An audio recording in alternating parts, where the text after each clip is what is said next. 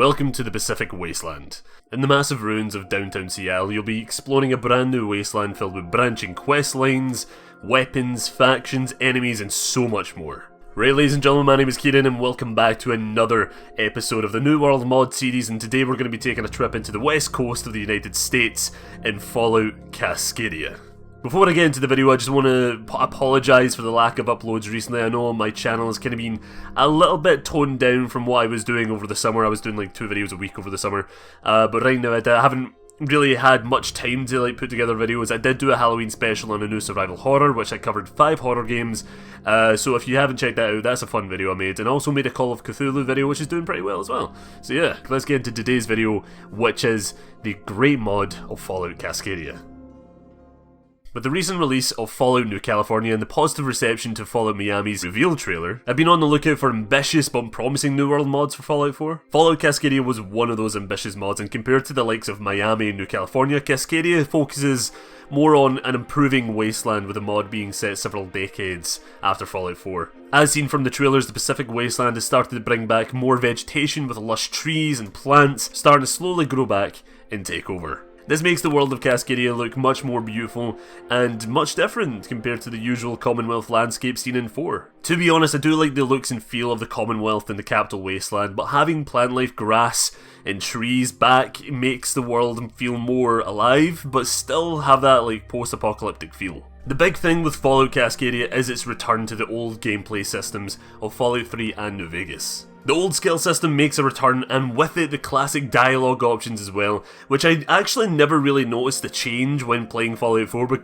originally because of how different the dialogue worked in that game compared to the previous titles. If you haven't played older Fallouts, which if you haven't, please go and play them because they're fucking great. They're brilliant. They're like a ton better than Fallout 4. They're a ton better than what you're going to be seeing in the future. Just go back, play Fallout 3, play Fallout New Vegas, even go back and play like 1 and 2 as well, because they're also great games. But yeah, if you haven't played the older Fallout titles, every time you level up, you would receive like a skill point that you could allocate to new skills. Skills available are determined by your level and your special, such as intelligence or strength. These skills factor into the dialogue system, so if you had like the Lady Killer perk, you could use that to wow a woman into a conversation and get information that way. The dialogue system in Cascadia will also have skill checks like intelligence, so it's like you would need, let's say, 5 intelligence points to get past and get more information, progress with the conversation. But if you had 4 out of the 5, then you would have a chance of failing. So yeah, the dialogue system in Cascadia will also have the skill checks, which, to be honest, when watching the trailers for this mod, you can easily forget about stuff like this, but when learning about it, just increases the hype even more, because you're like, holy fuck, this is actually going to be a proper RPG, because in Fallout 4, they don't focus too much on the role-playing aspects of the Fallout franchise. They focus more on the shoot-em-up aspects, the looting aspects, the exploration aspects, and don't get me wrong, those are fun, but when you're playing a Fallout game, you do want that role-playing element in there. You expect it. I expect it. Oh, and before I forget, the devs did confirm that there will be no voice protagonist in Fallout Cascadia, so yay, thank you guys for that, because the voice protagonist, it just removes... The thing is, do you know what? Should I even go into it? Should I go into it? I'll go into it for like a short little bit. Nah, do you know what? I won't go into it. My original plan was to delve into the story of Cascadia, but as of right now, the dev team are being kind of tight-lipped as to what the story could actually be in the mod, but we do know that the NCR are returning and will play a major role in the game. In terms of factions, the NCR will be the only returning faction in Cascadia. That means no Brotherhood of Steel and no Enclave. Which I'm actually really happy about this decision, because we've battled and defeated the Enclave so many times, as well as fight alongside or destroy the Brotherhood so many times, so it's definitely time to experience new ideologies and factions to interact with. Or, you know, just to simply kill. That'd be fun. So I was just reading there and found out about another new faction called the Republic of Cascadia, which are kinda mentioned in the trailers, and another faction called the Red Leafs, which are a force that impose their aggressive policies on the people of Cascadia. And they're also at odds with the Republic. So yeah, I was talking about how there was like little story details. Well, there is like a little. In the 1 Year on the Road trailer, they tease conflicts between the Red Leafs and the Republic. That is the Republic of Cascadia, not the NCR, because apparently the NCR don't want to be involved in this brewing conflict, so we have that. One companion is actually confirmed for this game as well, that being a pet fox, which is affiliated with the NCR in some way, named Foxtrot. What's actually cool about this fox's name, it was actually determined by a poll on Twitter, which I took part in as well. So yeah, I like the interactions between this team and the community. Like, I like how the community having some sort of influence as to what is being added to this game. It's quite cool. I like that. Like in Fallout New California, Cascadia will require you to make a brand new character for your playthrough, as the mod changes many features of Fallout 4's traditional systems, rendering your normal Fallout 4 character useless. Well, only useless when it comes to Cascadia. It won't affect your playthrough in the Commonwealth at all, so don't worry, if you download Cascadia, your normal Fallout 4 character will remain the same. It won't be affected that much. It's fine.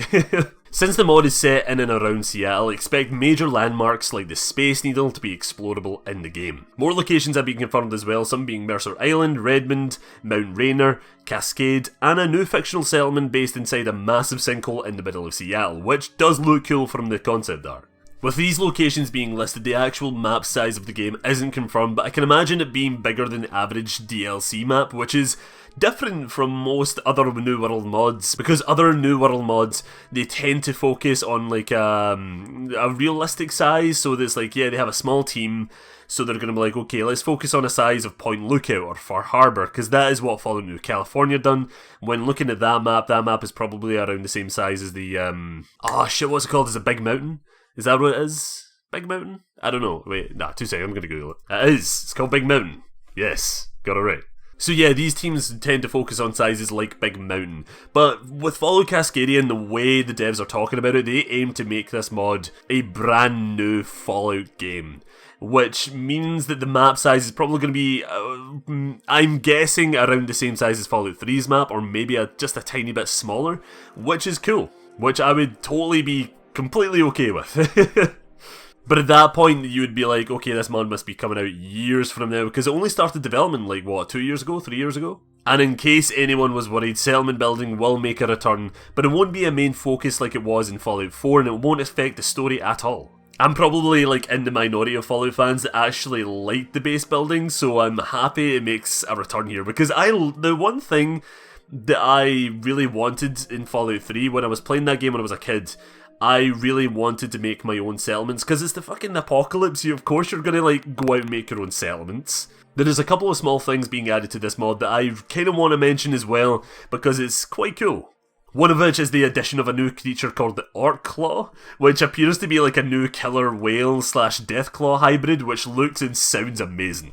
The next thing is that Cascadia is going to have its own soft drink variant, kind of like how Far Harbor has Vim, which is something called Sarge. Nothing's really known about Shards. I don't know what the side effects are going to be. I don't know if it gives you any buffs, but I don't know. I kind of like having these sort of things in the game. I love collecting the Nuka-Cola bottles. I loved in Fallout 4.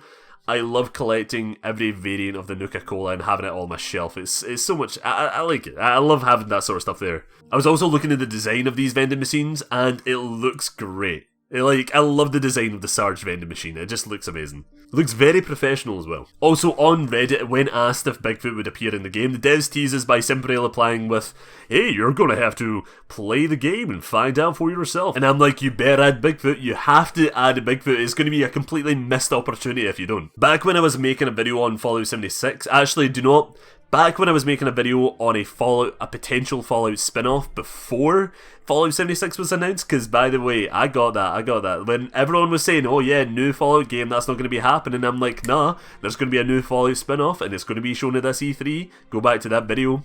I was fucking right. But yes, besides that, I said back in that video how I wanted it to be in a more rural location, and I did mention the Cascadia region, and I even mentioned the possibility of like Bigfoot appearing. So having this in there, like, I want a quest just from like a conspiracy theorist or like just some weird farmer rancher guy telling us about the legend of Bigfoot. And you have to go out into the woods, and it's like a pure mutated Ape or something like that, maybe? Fallout Cascadia is being developed by over 100 volunteers and has no current release date, but we do know that it will require the Nuka World DLC, the Far Harbor DLC, and the Vault-Tec DLC in order to play. And with over 100 volunteers, I can see this mod be coming out in maybe the next 2 years, maybe the next 3 years. The development time will definitely not last as long as the Fallout New California one, I assure you. Hopefully not. I can't assure you because I'm not even a part of the development team, so yeah. So what are your thoughts on Fallout Cascadia? Are you excited to see more single player Fallout content? Let me know down in the comments below. I know I'm very excited for this Fallout Cascadia mod. I was going to originally do a video on Fallout Miami because I love the style of it. I'm like, I really love it. I'm really digging this. But then Fallout Cascadia has always been on my list and I've always been checking up on it. And it seems like such a cool and chilled out mod. I love these modders because they're going out of their way to make single player content for those Fallout fans that don't want to play Fallout 76, that don't necessarily enjoy playing the base Fallout 4 game. These people are going out there and be like, okay, it's up to us to make this Fallout RPG. So yeah, I just want to personally thank all these Fallout dev teams. I want to thank Fallout Cascadia, Miami, New California for going out there and making these mods possible, because yous are doing the community a great favour. You're giving us so much great content and I want to thank you for that. Just before I go, I would like to thank also my brilliant patrons Simon609, Kendo Gunshop, Devil and Proxy1 for their continued support over on my Patreon. Thank you guys so much. I actually just got Fallout 76 because of you guys, so expect a ton of content from that game. Thank you for watching everyone, and I'll be seeing you later. Bye bye.